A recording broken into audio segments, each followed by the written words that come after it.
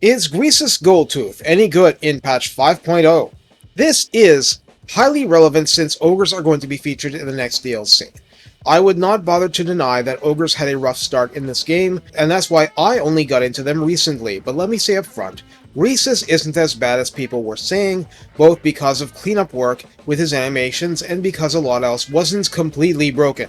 But ogres in campaign are weird to play. This video isn't all about the mechanics though. It's about Greasus personally, because I'm coming back to this video later. So, recruited for clicking on his beautiful face in the new campaign screen, Greasus comes in at 375 upkeep per turn. He comes with 8,488 health stock, 55 armor, standard 15% missile resistance, leadership 85 so he will not lightly flee, speed is 40 as opposed to 36 and as opposed to 400. Now that was a patch. Anyway, it's not as bad as it once was, but the so-called mobility chair is a compromise because 80 Noblars under him would destroy our CPUs or something. Charge speed is 36, however, so he's faster just wandering around than charging in. Melee attack starts at 65 and is magical attack from rank 1 on up. Attack interval is the standard 4. His splash target size is medium, so he should splash 60 model cavalry units, and his maximum targets actually damaged is 8. Think for a second about what this means. He is not splashing attacks on common ogre units, on trolls, on chariots. One model is taking 100% of the damage each time he swipes. This can be good, this can be bad, but it is a thing. Melee defense starts at 38. 38 is nowhere near as high as the attack, but Mr. Too Rich to Walk is merely competent at defense, not exceptional. Weapon strength is given to us as 590, split between base 135 and armor piercing 455, with a bonus versus large of 25. I'll say up front, I've seen him simply pummel a tyrant until near death in one-on-one combat, when his superior foot speed let it escape until the starting fire belly ran it down.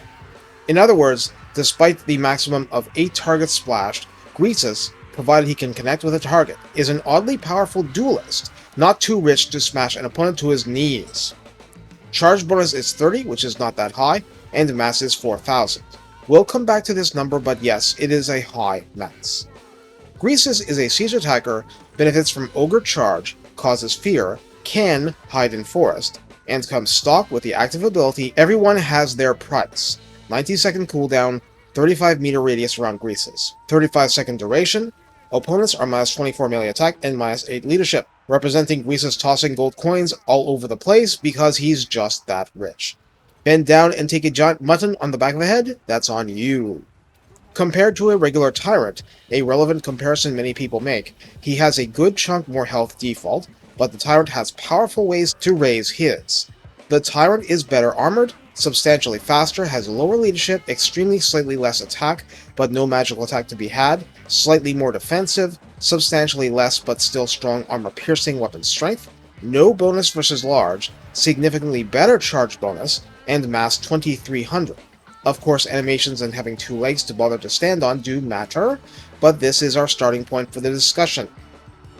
As a faction leader, Trade Lord, Greasus, Tribe Stealer, Drake Crush, Gate Crasher, Hord Master, Goldtooth, the Shockingly Obese, receives plus 20 diplomatic relations with Ogre Kingdoms, but Scrag is the only other legendary, and the others might or might not get wiped out fast. At any rate, you can sell them slightly used settlements, confederate, stuff. Income from trade tariffs plus 50%, but tariffs are the base values, not nothing, but they are little compared to what you get trading ivory tusks. Finally, unit mass is plus 25%. There is nothing here which reads Lord only or any other qualifier. No, the entire Goldtooth faction gains 25% mass, including Greasus himself. That's in campaign, not demo videos. Greasus may or may not be able to enjoy all the benefits of that mass in terms of charging in, but how about a Stonehorn? Mournfang Cavalry? This isn't trivial. As a Lord and General, the Overtyrant receives plus 50% income from raiding, loot and occupy, and sacking settlements, which will stack with other increases in these skills. He also gets minus 50% upkeep for Iron Gut units, which I'll talk about more as I go. For the skills, the blue line is exactly the same as with Tyrant. To breeze through, Route Marcher is the same old campaign movement buff. Hardy reduces attrition by 30% at 3 pips, which is powerful, but Ogre camps usually negate attrition. but you don't have infinite camps unless it's a super late campaign. Lovely Jubbly dangles the prospect of future loot to reduce recruitment cost by 15% in the here and now. Raider increases raiding income by 30%, and I know raiding stance isn't popular, but sometimes it has its uses. Ravager raises income from stacking settlements by 15%, and legendary lores do a lot of putting loot in sites. Draft Master increases recruit rank by 1 for the Lord's Army and local recruitment capacity by 1 for the local province, that is, as in, not the camps. Lightning Strike is the usual stuff, delaying enemy reinforcement time or denying reinforcements altogether at the cost of your fatigue, but can be useful in certain narrow circumstances, like denying Greenskin Wa reinforcement. Hord Master is up to -9% upkeep for Greasus' army, and he'll always have one unless he was defeated. Looter adds up to 15% for loot and occupy, but not a high priority, and Brutish Enforcers adds up to +3 control in friendly provinces. That's not too valuable. Renowned and Feared is the usual, with -8% upkeep for Greasus' army, +1 recruit rank, +5% movement range, and I've just been told that it claims it's capped at 150% movement, but it's really not? Okay. The rest is enemy hero success, and so on. For the red line is also the same, but in case I didn't note this during the Tyrant video, beyond the Inspiring Presence starter, it only takes 4 pips to gain access to Rally, not 6. There are 4 pips! So if you need to charge through to pick up the rank 7 boost for a veteran army, your investment is minimal, and then you get Stand Your Ground, the old Empire one that increases leadership and melee defense, 18-second duration, but +16 leadership and +24 melee defense, 90-second cooldown, so you'll get it back often enough. For the yellow line, this is also 100% identical, but let's touch on it a bit. Unstoppable Force adds +5% speed and +10 flat charge bonus. Blade Master gives +12 melee attack at 2 pips, so Greasus connects more. Healthy Appetite adds up to +15% HP, larger gut plate, though in lore Greasus doesn't actually wear one, which is a come at me broke thing. Adds +12 armor and +9 leadership, making Greasus all but unbreakable. But he's not literally unbreakable. Woundmaker adds 20% weapon strength at 2 pips, and Greasus starts out strong here. Foe Seeker is standard, but when you're Greasus, more speed does matter. Dominance is 1 pip for Causes Terror, useless against certain foes early on, worth a pip later. Scarred Veteran is 15% more HP at 3 pips. Hard to Hit is +12 melee defense, and Greasus is a little weak there. Devastating Charge adds +30 flat charge bonus, and with his mask that can crank things up. Finally, Snacks is a passive 0.1% per second self-heal while he is in melee. And here's the thing about such skills, they become stronger as Greasus adds to his already considerable starting hit point girth. In his very personal line, which you can begin at rank 2, and which I delay only long enough to get Root Marcher, you begin with Tribe Stealer. Granting diplomatic relations +30 with Ogre Kingdoms, greatly increasing your ability to exploit surviving minor factions early for profit, and so on. +10 melee attack and +20% weapon strength for Greasus when fighting other Ogre Kingdom forces. This is part of why he can, even in relatively early game, dominate and wreck even tyrants in one-on-one. Drake Crush, as in squeezing the drakes to death, grants Greasus +14 bonus versus Larsh to stack on top of his starting +25, which already means he's 104 to hit large targets at rank 3, before getting anything in the yellow line. Goldtooth grants his own army +8 armor and +4 leadership across the board. Yes, even the Noblars. Wealth has its privileges. Finally, Over Tyrant grants +5% casualty replenishment, a huge luxury in the early game given tyrants don't naturally get access to this, along with +1 recruit rank for Greasus recruiting units, and +1 to the local recruitment capacity of the province, making it easier for Greasus to fatten his ranks from otherwise only semi-useful settlements.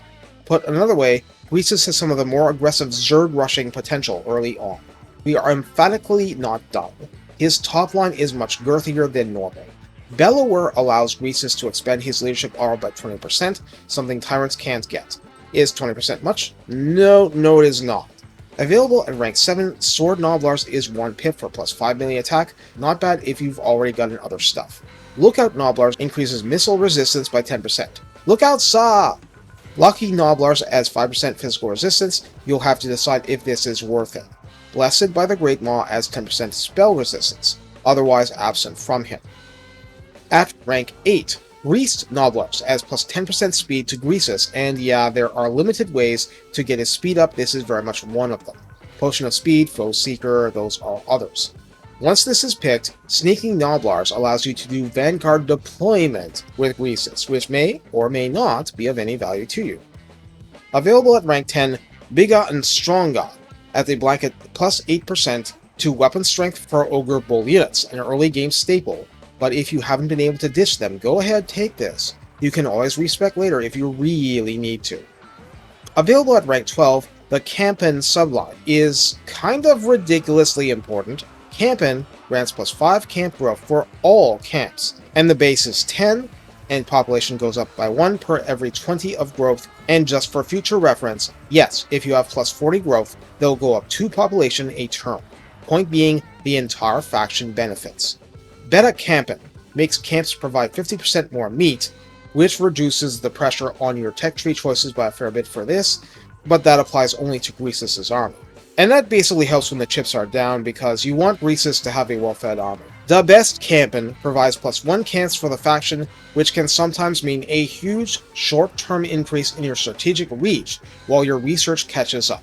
Since you can always respec later, just accept that Greasus is really helping the faction with this in the short term. Now for his legendary items, because let me tell you, this is important!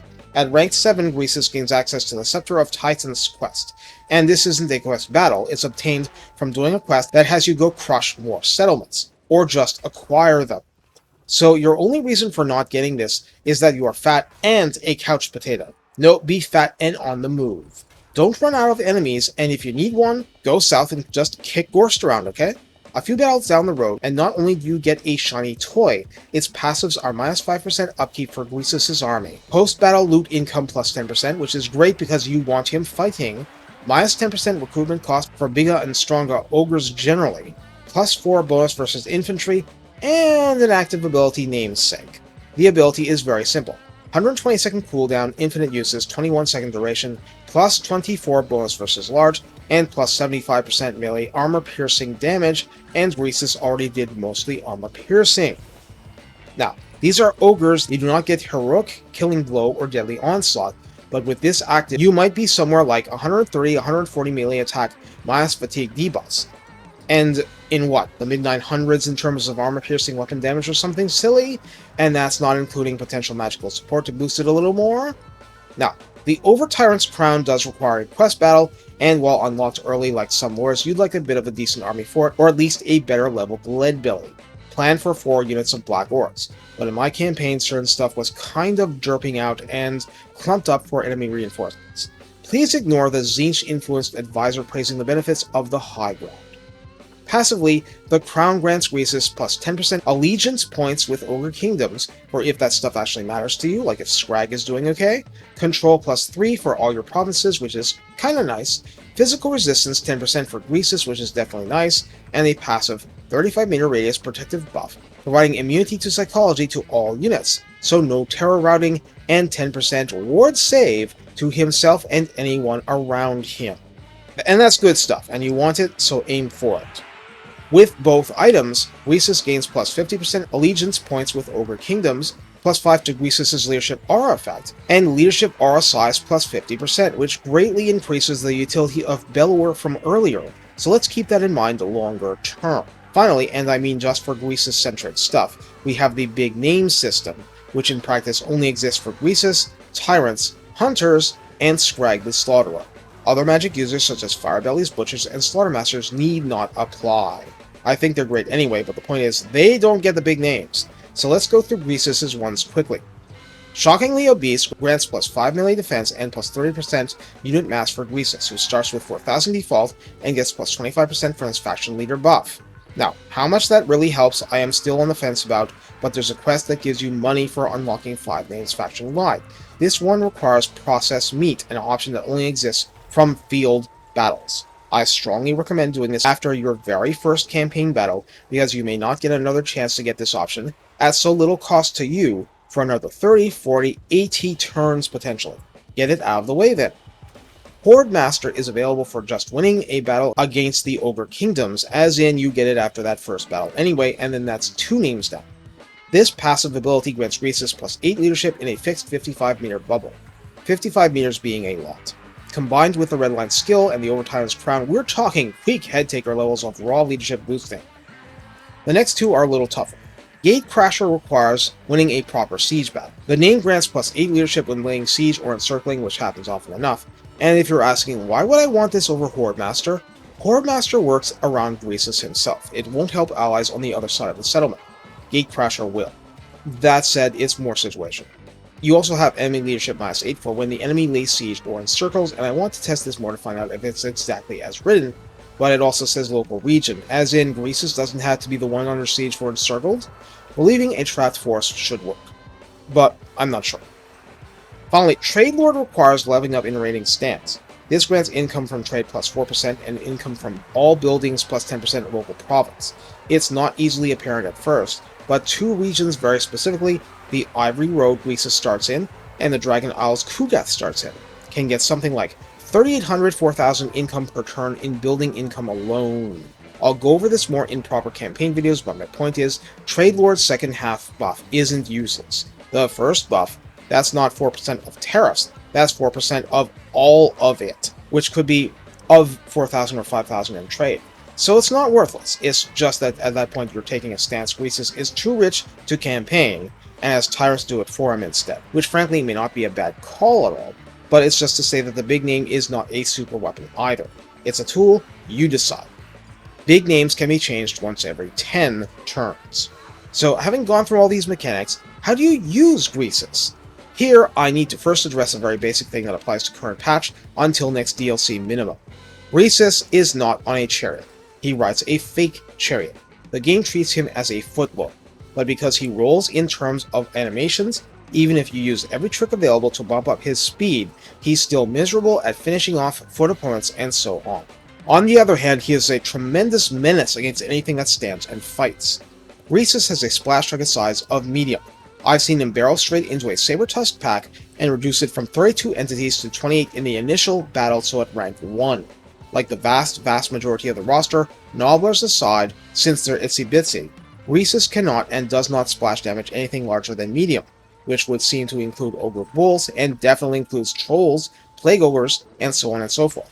As in, if he does 600 damage to a 333 health Ogre Bull, that's overkill. And that's annoying. Sure, you can work with it, and he is, over time, being that Ogre Bull unit to death, but if you've wondered about what the point of Iron Guts is, smacking Ogre Bulls into submission around Greasus is a pretty legit case.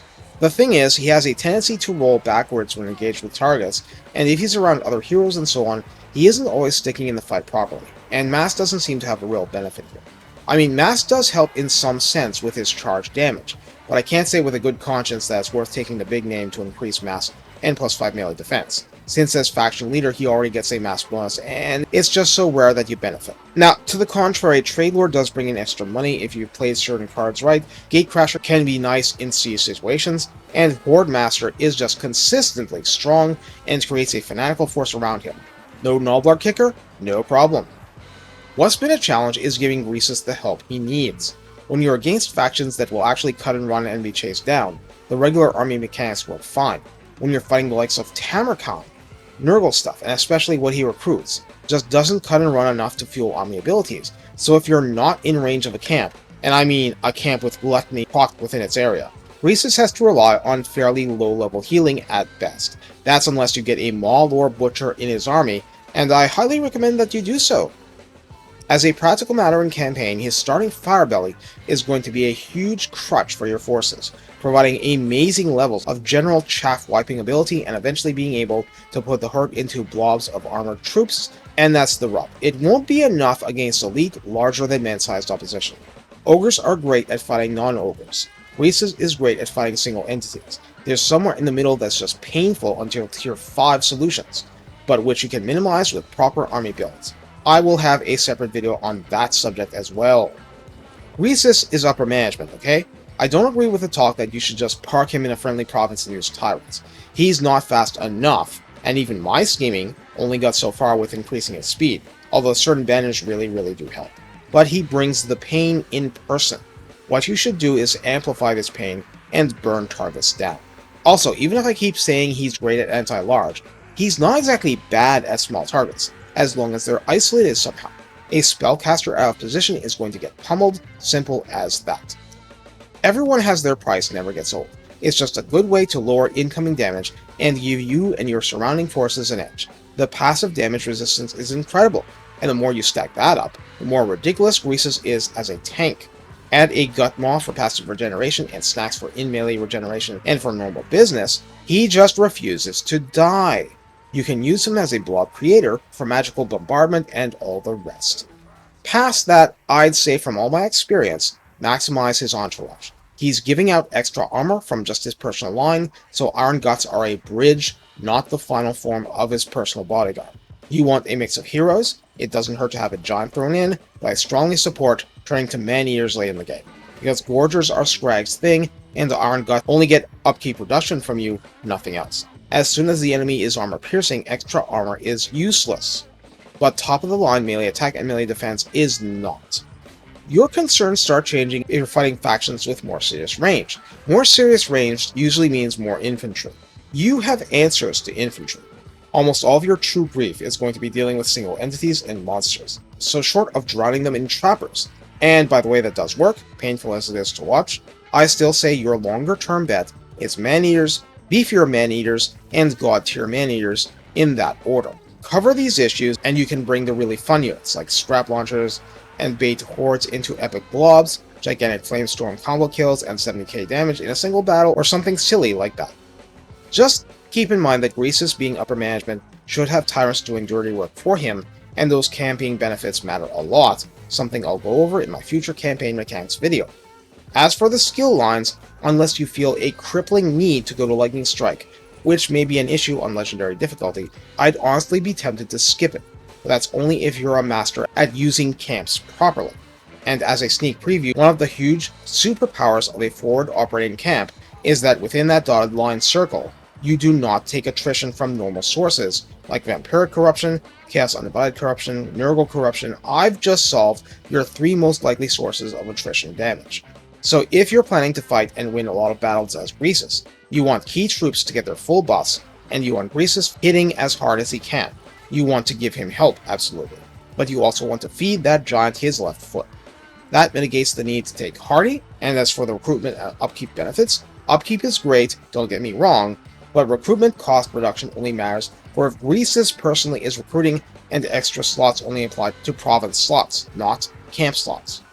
Also, if Nalwars are your issue, Nalwar Chief can be applied to heroes as well, or at least hunters, I'm sure of, not just tyrants and Greasus. And 2 of them means plus 8 recruit rank, Greasus gives plus 1 just from over tyrant. You see where I'm going with this. Recruit rank plus 3 is your short victory bonus eventually too. So just be focused on building the tools you actually need to win your fights. And when you're bleeding money, stuff armies in camps and save lots of upkeep. And yeah, I'll say this one last thing. Ivory Road and Kugath's Dragon Isles can both create gargantuan building revenue. Take them and jealously guard them. They matter. I'll wrap it up here. Take care and have fun being too rich to ever lose. That's the dream anyway. Winning is good, winning is right, winning works. And winning is profitable in wheat and gold. What's not to enjoy?